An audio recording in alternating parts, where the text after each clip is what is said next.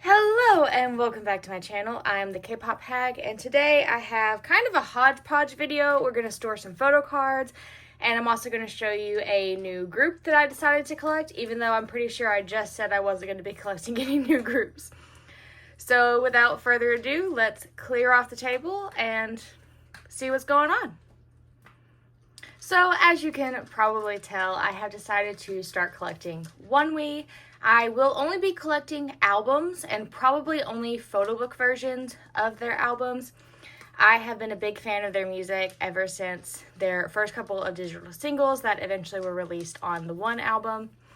And I saw them in concert and just really realized that they were a group that I loved. And I think how I want my collection to move forward in the future is collecting the music by the artists that I love. So I have made a pretty good dent in their album collection so far. I think I'm missing about 4 of the ONE albums and then both of Geek's solo albums. I'm not, contrary to popular belief, I'm not in a huge hurry to find all of these albums, but they are going to be on my radar of things that I'm looking forward for going forward. So that's just a little update. I will be buying albums as they are released in the future. I probably won't post any unboxing videos here. I do re-unboxing videos on my TikTok if you are interested in flip-throughs.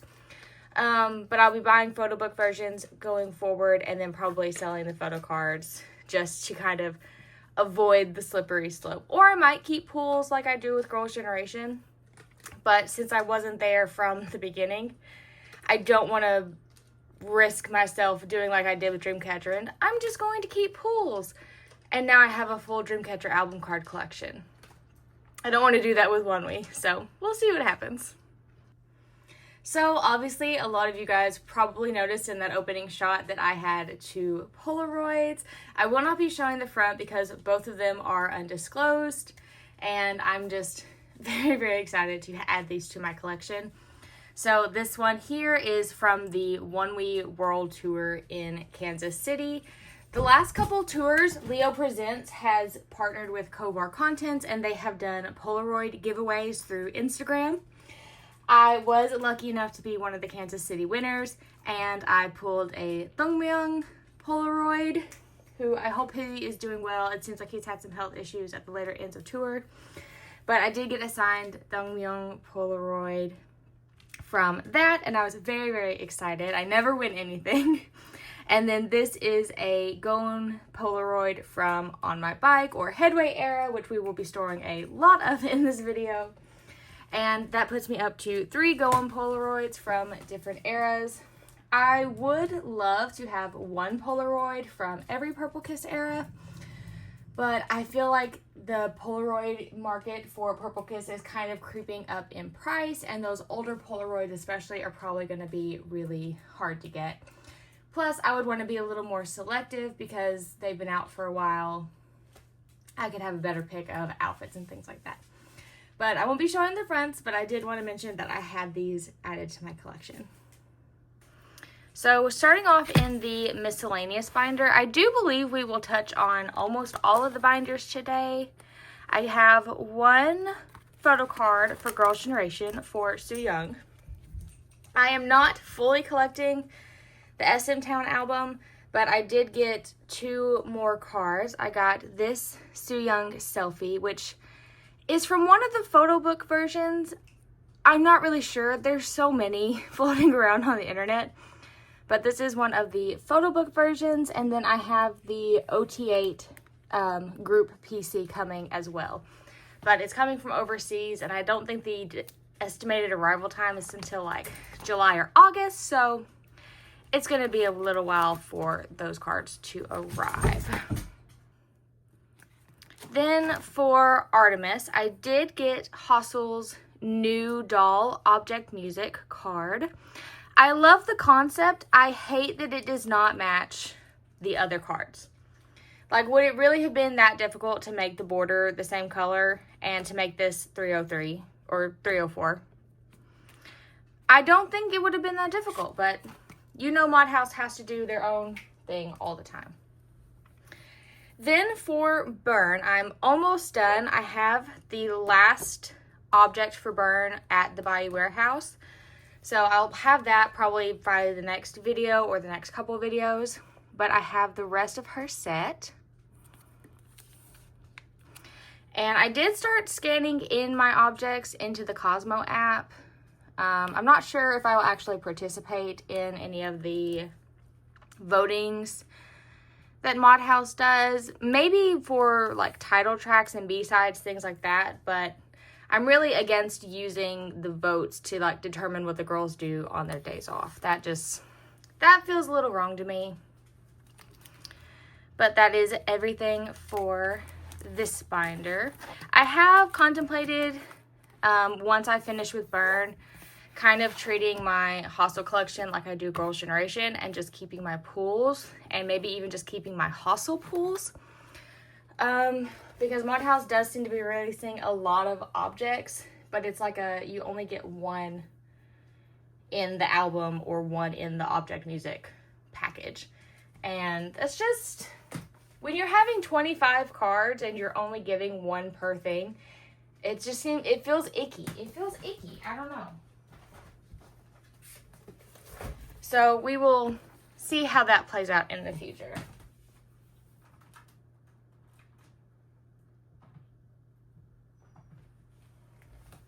Now for the Dreamcatcher and Purple Kiss binder, we have a very, very large stack for the album cards and POBs.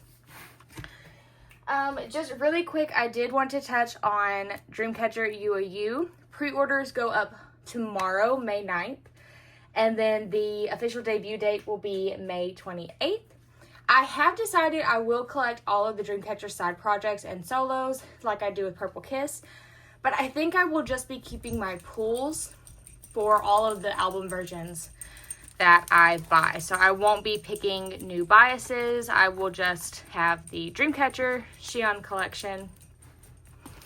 And then we will run straight into the side eras. So it will just be whatever cards I pull, they will run through in chronological order. For Purple Kiss, the first card I have is actually for Cabin Fever. I'm very happy to say I finally found the Goen Dozy broadcast unit card from Sweet Juice era. So I do have now both of the Goen and Dozy units. I might try one day to get her broadcast card in the bellhop outfit since we only have the one look. But that is just like a far fleeting, maybe one day kind of situation. So I kind of touched on this in my Go unboxing, but I do kind of want to limit every Purple Kiss era to just one 9-pocket page. But obviously starting with BXX, things got a little out of hand. I not only got all of the album cards and the week 1 broadcast, I have a full page of POBs and then another full page of POBs and winner benefit cards from the fan signs that I won. And it is just, as always, collecting is a slippery slope for me. I love going, I love seeing all the different looks every era, but I need to save money. I have real life shit coming up that I should be saving for and budgeting for, and instead I bought, I don't even want to say how much in POBs and inclusions for Headway. So for now, I will keep this page, 2 9-pocket pages like I did with BXX, but I wouldn't be surprised if there was a downsizing video in my future. So first we're going to put in her photo book cards. And then this is actually a special card. This is the Headway streaming event winner card. I bought the whole set off of Mercari Japan or Mercari Korea through Bunjong, and I just kept Goen's card. But the Polaroid ended up being way too large for a 9-pocket page, so I needed one more card to fill that up anyway. And then in the center, I'm going to be putting the Polka album units, because while I only collect Goen, I do love all of the members of Purple Kiss. And if I had the finances, I would be an OT6 collector. There is cat hair everywhere. But unfortunately, I do not, so I have to pick and choose. Also, I do think it's just slightly easier on me mentally to only collect one member because it is kind of a finite amount of cards that feels very attainable, and I can go through it very, very quickly and complete an era after it comes out. So this is all of the album cards with the one special benefit. And then I did select my 9 pocket page of cards that I was going to keep. And I did choose to mainly hold on to the album concept cards. For no particular reason, I do really love the styling of Headway era.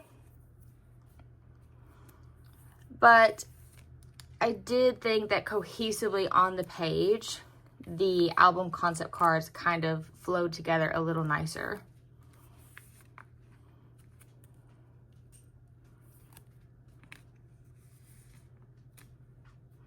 And I'm just putting these in order of how they were laid out on my template I was using. I believe it's release order, or maybe really close to release order.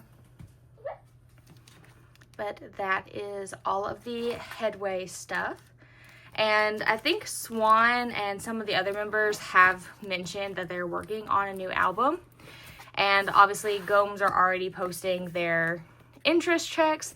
So maybe we have another Purple Kiss comeback coming up in the next few months.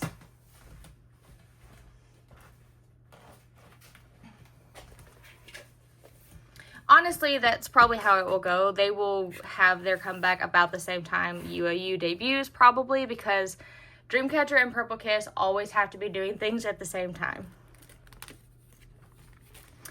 So I did move my fan sign pages into the non-album binder. I have a lot of days where I'm like, I think I'm done collecting photo cards. And I believe I would be okay dropping most of the album and pop things, but the non-album is the cards I would really want to hold on to, and the pobs related to fan signs. So I put these pretty heart sleeves I got from My Go on the fan sign related pobs, and then these will be in the non-album binder, just in chronological order like everything else. So here are my Headway signed pages.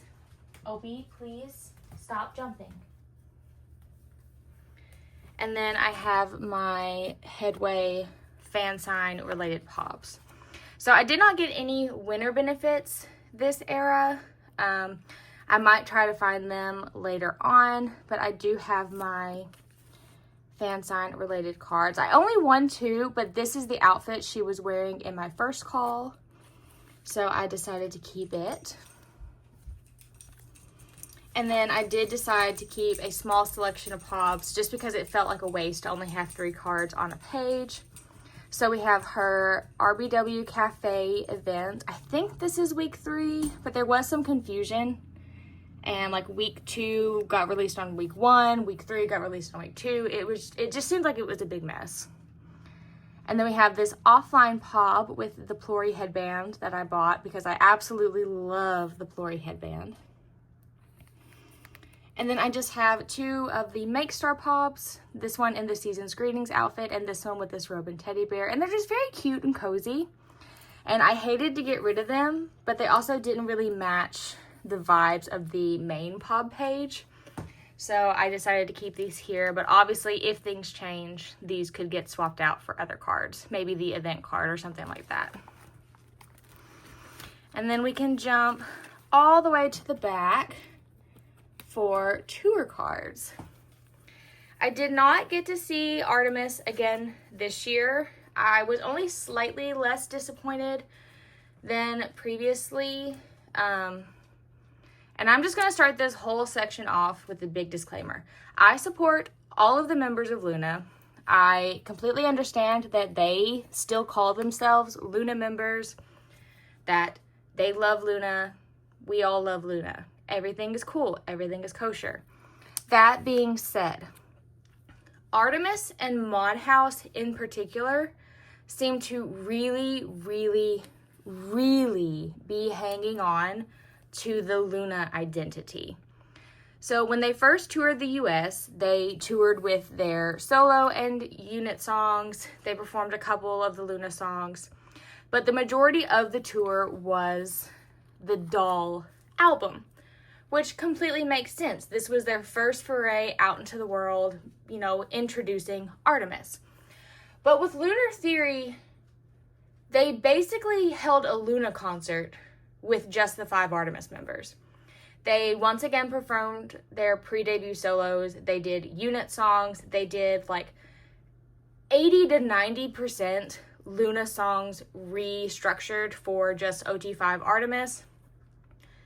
And they only performed, I think, 2 Artemis songs. Maybe 3 Artemis songs total. Definitely less than 5. And it just is slightly frustrating for me because, again, obviously they are Luna. They are Luna members. They are Artemis members. But while the other groups did some Luna stuff in their first eras, they kind of have moved into their own storylines. You know, Lucymble is looking for their friends, but they focus more on, you know, finding Yojin in the last couple eras. Chu and Eve are kind of doing their own things. I'm sure there are Luna lore references, but it's not like in your face. Whereas when Artemis goes on tour, Jaden really is like, hey, remember Luna? Do you guys remember Luna? Are you sure you remember Luna? Let's talk about Luna. And it's just frustrating because Artemis is a standalone group. They have really good standalone music. And I don't understand why he is like hanging onto the Luna coattails so hard instead of promoting them as Artemis. Like, they can be both.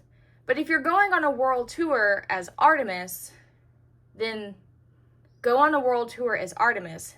Perform like 75 to 80% Artemis songs, and then throw in some Luna songs as like, we are still Luna. Instead of it's like, we are Luna! And also Artemis. That's just how it seems to me. And I'm sure there's some big lore story reason of why, because this whole new era is like Lunar Theory. And maybe this is just the jumping off point. But again, they went on tour in 2024, and it was kind of the same thing. Like, this jumping off point of we are Luna, but we are Artemis. And it just felt like they repeated the same thing again. I don't know. I'm really frustrated, and I hope the next time Artemis goes on tour that, one, they have weekend dates so that I can actually go see them because people have to travel. And 2, that it's an Artemis show with a little bit of Luna instead of a Luna show with a little bit of Artemis. I hope that makes sense. But anyway, I did also go see One Week in Kansas City. Like I mentioned, I won the signed Polaroid, and I did buy the merchandise Photocard set.